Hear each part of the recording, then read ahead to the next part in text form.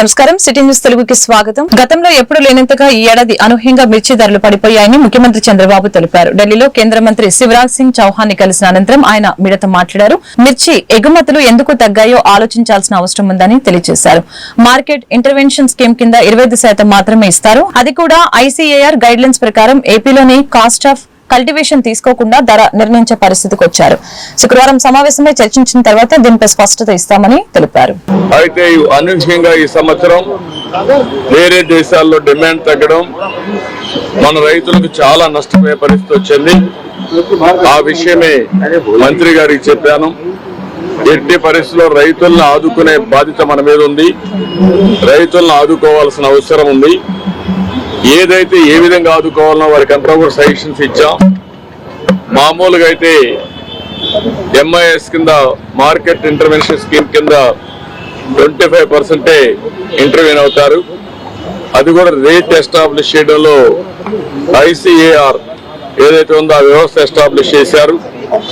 వాళ్ళు కూడా practical rate కాకుండా ఆంధ్రప్రదేశ్ లో ఉండే కాస్ట్ ఆఫ్ కల్టివేషన్ తీసుకోకుండా వాళ్ళు ఒక రేట్ ఇచ్చే పరిస్థితికి వచ్చారు. అవన్నీ సరిచేయాలని చెప్పాను. రేపు ఒక మీటింగ్ పెట్టుకొని మళ్ళీ మాకు ఒక ఇన్ఫర్మేషన్ ఇస్తా ఉంటున్నారు. రైతులను ఆదుకోవాలి. 25% సీలింగ్ చేసి అవసరమైతే వాళ్ళ యొక్క వ్యవస్థలో గ్రూప్ ఆఫ్ మినిస్టర్స్ ఉన్నారు, కమిటీ ఆఫ్ మినిస్టర్స్ ఉన్నారు. వాళ్ళు కూర్చొని నిర్ణయం చేసి రైతులకు మేలు చేయాల్సిన అవసరం ఉంది. రెండోది ఏదైతే 50% అంటే వాళ్ళు 50% ఇస్తే రాష్ట్రం 50% ఇవ్వాలనేది కూడా ఉంది. దాన్ని కూడా ఏం చేయాలో కూడా ఆలోచించమన్నాను. ఏదేమైనా రాష్ట్రంలో ఉండే రైతులకు న్యాయం చేయాల్సిన బాధ్యత ఉంది. అందులో కూడా ఇప్పటికే కొంత మార్కెట్కి వచ్చింది. ఈ విషయంలో రైతులందరికీ విజ్ఞప్తి చేస్తున్నా, మీరు కూడా ఆందోళన చెందాల్సిన అవసరం లేదు. ఇటు రాష్ట్రం అటు కేంద్రం అన్ని ప్రయత్నాలు చేస్తాం. అందరిని ఆదుకోవడం కోసం ఏ విధంగా చేయాలని అన్ని చేసి మిమ్మల్ని ఆదుకునే ప్రయత్నం చేస్తామని చెప్పి కూడా రైతాంగానికి విజ్ఞప్తి చేస్తున్నా. ఇప్పటికే నేను 3 లెటర్లు పంపించాను. ఎప్పటికప్పుడు ఇక్కడ మీటింగ్లు పెట్టుకున్నారు. ఇంత మునుపైతే మా రామ్మోహన్ నాయుడు గారు, అదే మరి చంద్రశేఖర్ గారు మినిస్టర్స్, అదే మరి లావు గారు పార్లమెంటరీ పార్టీ లీడర్లంతా కలిసి మీటింగ్ కూడా పార్టిసిపేట్ చేశారు. ఇప్పటికే రాష్ట్ర ప్రభుత్వ అధికారులు కూడా వచ్చి కేంద్ర ప్రభుత్వ అధికారులతో చర్చలు కూడా చేశారు. ఇవన్నీ చేసిన తర్వాత ఈరోజు ఒక కన్క్లూజన్కి వచ్చాం. రేపు మంత్రి గారు వచ్చి ఈ 4-5 విషయాల్లో మాట్లాడి ఒక క్లారిటీ ఇస్తారు. దాని మీద ఎప్పటికప్పుడు అందరితో కూడా సమీక్షలు చేసుకుంటూ ఈ ప్రైసెస్ పడిపోకుండా ఏం చేయాలో అన్ని చేస్తాం. ఇది బ్రీఫ్ గా దీనికోసం వచ్చాను. మీటింగ్ అయితే మంత్రి గారు లేకపోయినా ఇక్కడ మాట్లాడిన తర్వాత కొంత క్లారిటీ వచ్చింది. ఏపీలో 3 పార్టీల నేతలు సమన్వయంతోనే కలిసి ముందుకు వెళ్తున్నట్లు ఉప ముఖ్యమంత్రి పవన్ కళ్యాణ్ తెలిపారు. గురువారం ఆయన మీడియాతో మాట్లాడారు. వెన్ననొప్పి కారణంగానే రాష్ట్రంలో కొన్ని సమావేశాలకి హాజరవటం లేదని తెలియజేశారు. ఏపీని జగన్ అప్పుల కుప్పగా మార్చారని, అందువలన ఆర్థిక ఇబ్బందులు ఉన్నాయని తెలియజేశారు. పర్యావరణ, అటవీ శాఖలు తనకు చాలా ఇష్టమని, శాఖలని నిబద్ధతతో తన మంత్రిత్వ శాఖ బాధ్యతలు నిర్వహిస్తున్నట్లు తెలిపారు. It is a very historic success. It is that the trust quotient has really increased in Modi ji's leadership, and BJP and NDA under the leadership of Modi ji could reach out to nook and corner of our nation, but finally I think capturing power here is a very significant thing and it's a very historic. YS Jaganmohan Reddy భద్రత విషయంలో కూటమి ప్రభుత్వం నిర్లక్ష్యపూరితంగా వ్యవహరిస్తుందని వైఎస్ఆర్సీపీ నేతలు ఆరోపించారు. తాజాగా గుంటూరు పర్యటనలో ఆయనకు భద్రత కల్పించడంలో పూర్తిగా విఫలమైందని తెలిపారు. ఈ వైఫల్యంపై వైఎస్ఆర్సీపీ గురువారం రాజ్భవన్ కి వెళ్లి గవర్నర్ జస్టిస్ అబ్దుల్ నసీర్ కి కలిసి ఫిర్యాదు చేశారు. మాజీ సీఎం గా వైఎస్ జగన్ కి Z+ సెక్యూరిటీ ఉంటుంది. ఆయన ఎక్కడికి వెళ్తే అక్కడ భద్రత కల్పించాలి. కానీ గుంటూరు పర్యటనలో ఒక్క కానిస్టేబుల్ కూడా కనిపించలేదు. వైఎస్ జగన్ భద్రతపై మాకు ఆందోళన ఉంది. మా ఆందోళనకి గవర్నర్ కి తెలియజేశాం. జగన్ కి రక్షణ కల్పించాలని గవర్నర్ ని కోరాం. మా ఫిర్యాదుకి గవర్నర్ సానుకూలంగా స్పందించారని బొత్స సత్యనారాయణ తెలిపారు.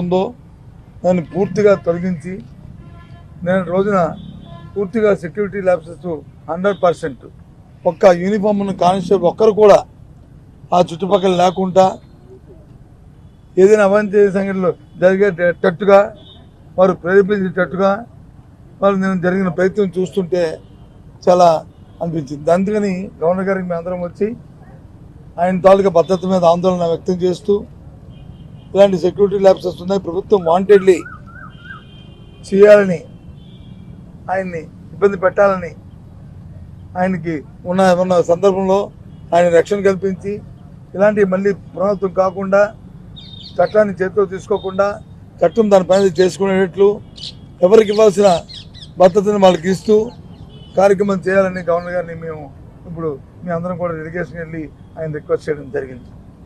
వారు దాన్ని పరిశీలిస్తాను, దీన్ని మేము ఎంక్వైరీ చేస్తానని చెప్పి వారు చెప్పడం జరిగింది. ఇది విషయాన్ని మీకు తెలియపరుస్తున్నాం.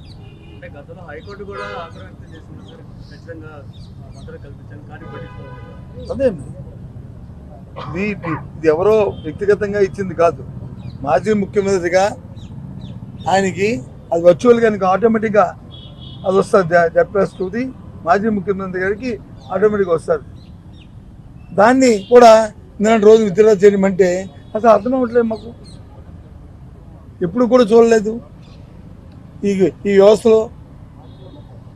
ఇంతకుముందు కూడా మేము మాజీ ముఖ్యమంత్రిగా, ఇప్పుడున్న ముఖ్యమంత్రి గారు మాజీ ముఖ్యమంత్రి కదా, ఆయనకున్న 5 సంవత్సరాలు ఎక్కడైనా ఇలాంటి సందర్భం ఎక్కడైనా వచ్చిందా? ఎప్పుడైనా చేశామా? ఎప్పుడైనా జరిగిందా? ఏంటిది? పూర్తిగా కూడా ప్రభుత్వం ఏకపక్షంగా ఈ కార్యక్రమం చేస్తూ వారిని ఇబ్బంది పెట్టాలని, మరి భగవంతుడి గారిగా వెనకాతున్న లోపా గారిగా వాళ్ళ తాలూకా దురుద్దేశాలు ఏంటనేది చేస్తూ దాన్ని ముందుగా మేము ఫోర్కాస్ట్ చేసి రాబోయే కాలం లాంటి అవాంఛ ఏ విధమైన సంఘటనలు జరగకుండా పెట్టు ఆయన భద్రత మీద మేము ఆందోళన వ్యక్తపరుస్తున్నాం. ఎన్నికల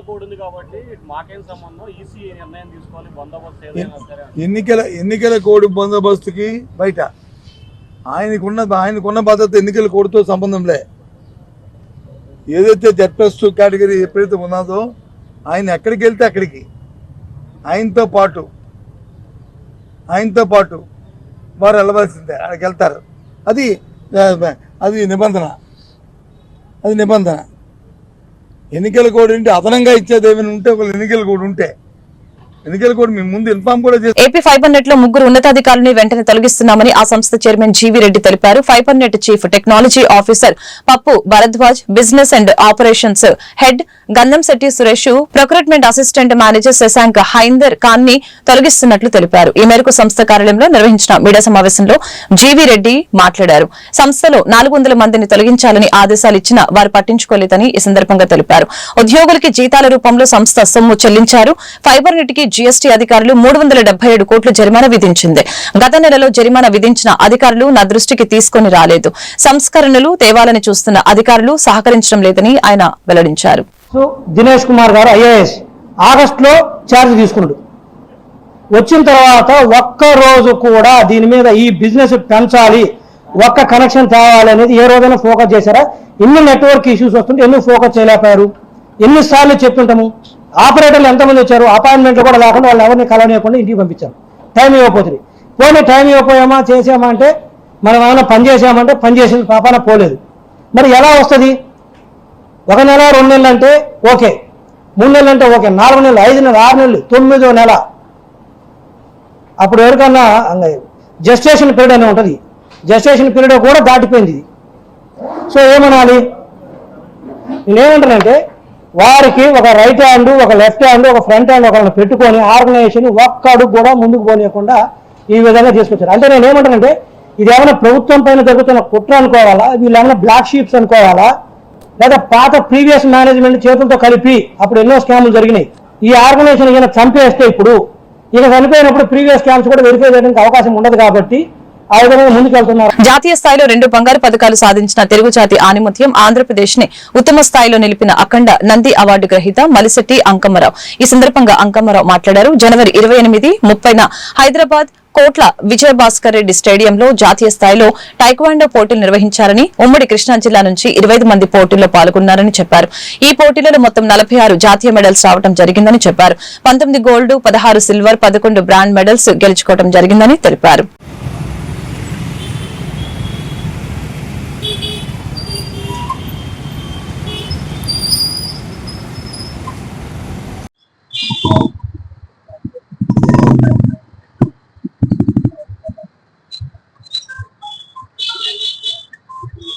ఇటీవల జనవరి 28 నుంచి 30 వరకు కోట్ల విజయభాస్కర్ రెడ్డి స్టేడియం హైదరాబాద్ లో జాతీయ స్థాయి టైక్వాండో కాంపిటీషన్ జరిగింది సార్. దానికి మన కృష్ణా జిల్లా నుంచి 25 మెంబర్స్ పార్టిసిపేట్ చేశారు. దాంట్లో మనకి 46 మెడల్స్ వచ్చింది, జాతీయ మెడల్స్ వచ్చినాయి. దాంట్లో 19 గోల్డ్, 16 సిల్వర్, 11 బ్రాంజ్ మెడల్స్ వచ్చినాయి. దాంట్లో అండర్ 40 విభాగంలో ఇండివిజువల్ పుంసే విభాగంలో నాకు గోల్డ్ మెడల్, గ్రూప్ పుంసే విభాగంలో గోల్డ్ మెడల్ రావడం జరిగింది. ఈ మెడల్స్ వచ్చిన సందర్భంగా మన డిస్ట్రిక్ట్ సిపి గారు రాజశేఖర్ బాబు గారు ప్లస్ మన డిస్ట్రిక్ట్ కలెక్టర్ గారు ఈ జాతీయ స్థాయి మెడల్స్ వచ్చిన సందర్భంగా మన జిల్లాని ఇంటర్నేషనల్ స్థాయిలో కూడా మెడల్స్ వచ్చే విధంగా తయారు చేయాలని చెప్పి మన డిస్ట్రిక్ట్ సిపి గారు, కలెక్టర్ గారు ఆశాభావం వ్యక్తం చేశారు. ఆరుగాలం రైతులు పండించిన మిర్చి పంటకు గిట్టుబాటు ధర కల్పించాలని వైసీపీ నియోజకవర్గ ఇన్ఛార్జి తన్నీరు నాగేశ్వరరావు డిమాండ్ చేశారు. ఎన్టీఆర్ జిల్లా జగ్గైపేట పట్టణంలో స్థానిక వైఎస్సార్ కాంగ్రెస్ పార్టీ కార్యాలయంలో గురువారం రైతులతో కలిసి ధర్నా చేపట్టారు. ఈ సందర్భంగా ఆయన మీడియాతో మాట్లాడారు. కార్యక్రమంలో పట్టణ పార్టీ అధ్యక్షులు వట్టెం మనోహర్, పట్టణ విభాగ అధ్యక్షురాలు షేక్ మునీరా బేగం తదితరులు పాల్గొన్నారు. గిట్టుబాటు ధరలు వెంటనే, మిర్చికి గిట్టుబాటు ధరలు వెంటనే, క్వింటా మిర్చి 20,000కు ప్రభుత్వం వెంటనే, క్వింటా మిర్చి 20,000కు ప్రభుత్వం వెంటనే 2,000 ఎకరాలు పైగా మిర్చిని సాగు చేశారు. మరి ఈ నేపథ్యంలో ప్రభుత్వాన్ని ఒకటే డిమాండ్ చేస్తా ఉన్నాం, మిర్చికి తప్పనిసరిగా 20,000 రూపాయలు గిట్టుబాటు ధర కావాలి క్వింటాకి. అలానే తాలుగా ఏదైతే ఉందో దాన్ని కనీసం 10,000 రూపాయలు క్వింటా కొనాలి. అలానే మిర్చి ఎండిపోయిన పొలానికి ఎకరాకు 50,000 రూపాయలు ఇవ్వాలని 3 డిమాండ్ల మీద వైఎస్ఆర్ కాంగ్రెస్ పార్టీ జగ్గైపేట నియోజకవర్గం డిమాండ్ చేస్తుందని చెప్పి ఈ కార్యక్రమంలో పాల్గొన్న రైతు సోదరులందరికీ కూడా హృదయపూర్వకంగా ధన్యవాదాలు తెలియజేసుకుంటూ సెలవు తీసుకున్నాం. విద్యుత్ వినియోగదారుల సమస్యల పరిష్కార వేదిక అదాలత్ మరియు అవగాహన సదస్సుని విజయవాడ వారి ఆధ్వర్యంలో గుడివాడలో నిర్వహించారు. ఈ కార్యక్రమానికి ముఖ్య అతిథిగా pharma district and sessions judge N Victor Emmanuel హాజరయ్యారు. ఈ సందర్భంగా ఆయన మీడియాతో మాట్లాడారు.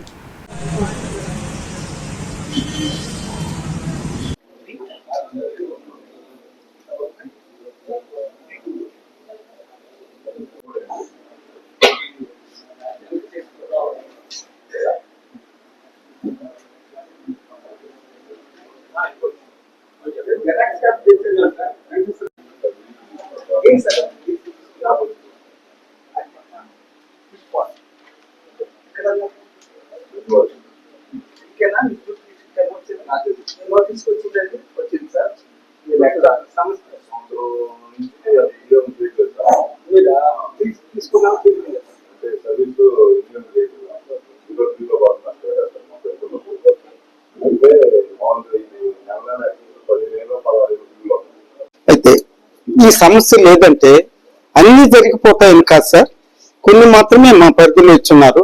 అవేంటంటే ఇప్పుడు ఇంతకు ముందు కూడా చెప్పాను, వాళ్ళకి మీటర్కి సంబంధించిన ఏ ఇష్యూలైనా, తర్వాత ఈ యొక్క కరెంటు పోతూ వస్తూ లేకపోతే లో వోల్టేజ్ ఉంటుంది ఆ సమస్యలైనా, పోతే ఫోన్ లీయటం కానీ దారి కట్టడం ఉన్నా, పడిపోయే విధంగా ఉన్నా, వైర్లు కిందకు వచ్చి ప్రాణాంతకం జరిగే విధానం ఉన్నా వాటిని మార్పించేదానికి, పోతే ట్రాన్స్ఫార్మర్ని మార్చేదానికి కానీ కొద్దిగా అడిషనల్ గా పెట్టేదానికి కానీ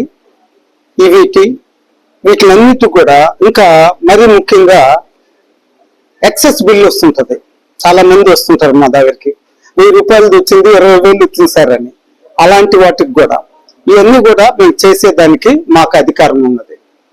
దాని కొరకే మేము ఊరికి ఇలాంటి సబ్ స్టేషన్లు ఉన్న ప్రతి దగ్గరికి ఈ 4 జిల్లాలకు కూడా, గుంటూరు, ఇది ఇప్పుడు 7 సర్కిల్స్ చేసినారు. ఇప్పుడు బాపట్ల అనేది 7 సర్కిల్లో కూడా మేము జరుపుతున్నాం.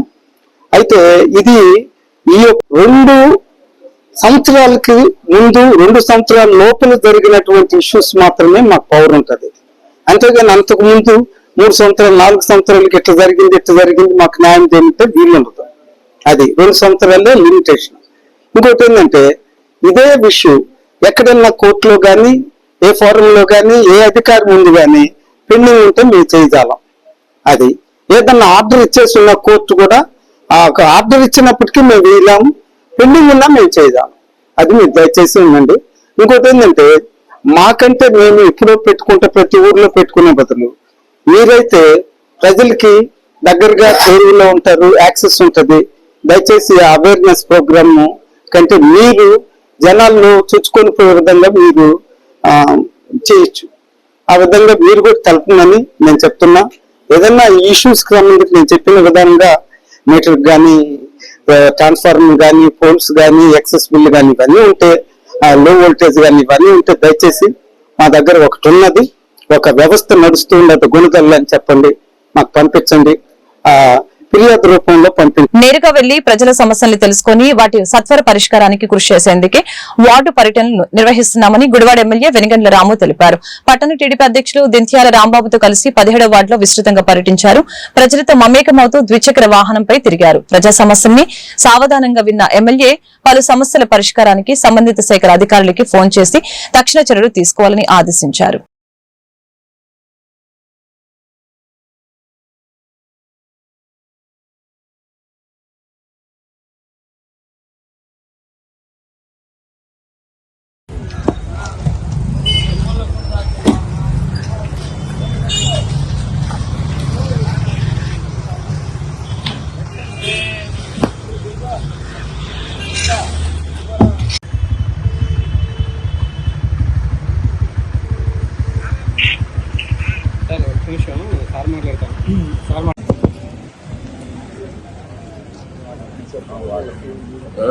వాట్ ప్లాన్ సార్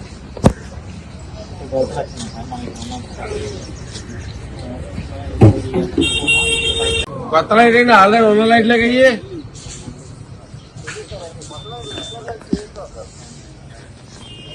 ఏమయ్యా సార్ అవి పాతవి ఉన్నాయి సార్. మూడు రిపేర్ అయితే 2 కొత్తవి చేశారు సార్. ఒకటైతే రిపేర్ అవ్వట్లేదు, కొత్తవి కావాలని చెప్పేసి ఆర్డర్ పెట్టారు సార్. తర్వాత ఈ ఆర్డర్ పెట్టండి, తెప్పించండి, లేకపోతే లేవు సార్ అంటే ఎక్కడ కుదురుద్ది?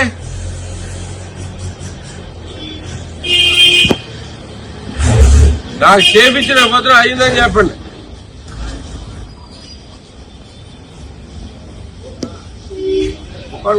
మరి తమాషకు ఉందా మీకు? కొత్త మారుతాను కదా అని ఉందండి. రెండోది లేవు సార్ గివు సార్ ఇట్లా ఇట్లా ఇట్లా ఇట్లా చోటు చెబుతారు, అంతసేపు చెప్తారని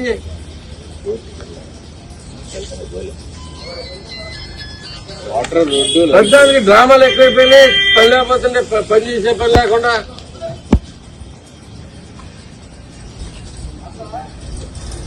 కృష్ణా జిల్లా గుడివాడ పట్టణంలో పలు ప్రదేశాలని డ్రోన్ కెమెరాల ద్వారా జల్లెడ పడుతున్నట్లు 1 టౌన్ సీఐ కొండపల్లి శ్రీనివాస్ తెలిపారు. స్కూల్స్, కాలేజీలు, పలు ప్రదేశాల్లో డ్రోన్ కెమెరాల సహాయంతో నిఘా ఉంచామని, మహిళల భద్రతపై ప్రత్యేక పర్యవేక్షణ ఉంటుందని, గుడివాడ సబ్ డివిజన్ పరిధిలో ఎలాంటి అసాంఘిక కార్యకలాపాలకి తావు లేకుండా పై అధికారుల ఆదేశానుసారం ప్రత్యేక చర్యలు చేపడుతున్నట్లు తెలిపారు. కార్యక్రమంలో సీఐ మాట్లాడారు.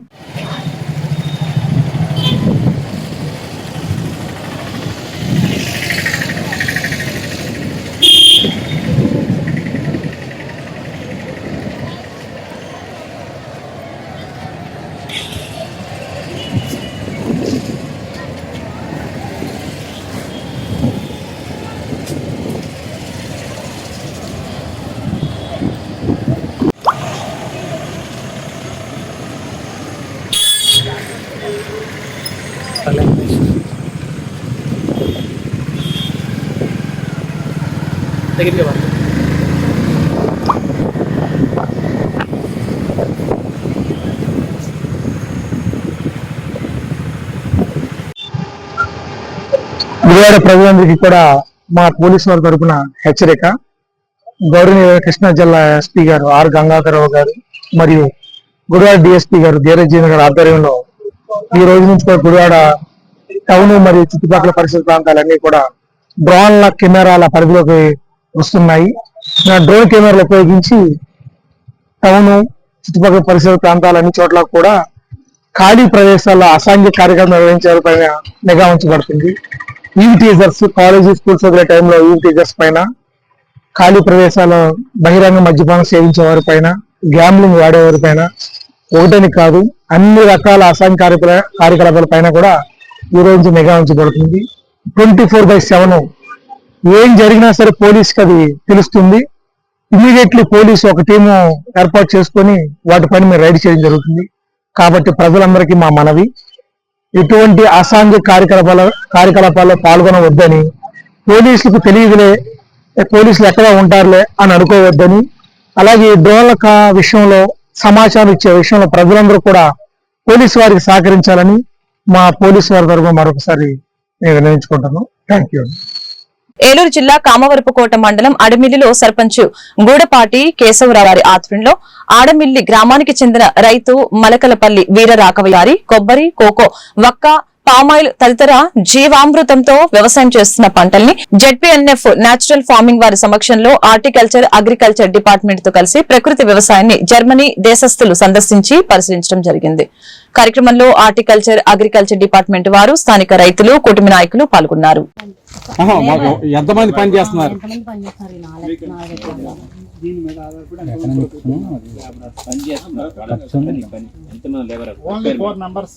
Four families about just members.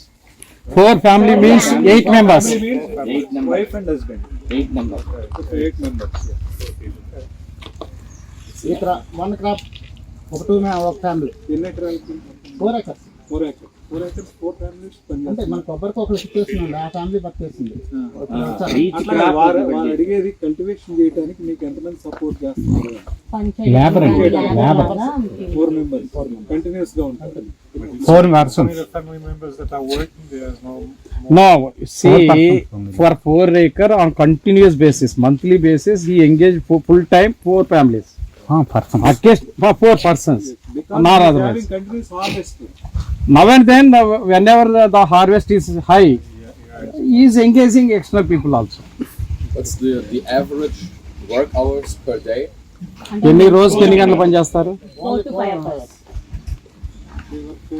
Really nice. And during harvest, how many people? అంటే ఏదైనా పనులు ఎక్కువ కట్టింగ్ అయ్యే రోడ్ కానీ ఇటంటే ఇప్పుడు ఎక్కువ పడతారు కదా. Almost 4 to 6. If huge harvest we have some days having more hours work, some days having less hours work. So like that. They are 1 year. Engaged for 1 year. I'm curious enough to understand what could be the implementation of this portal, for example. Because one of the difficulties is to contract people as well, or people to support because it's costly. There's not so many people available on this side. Still.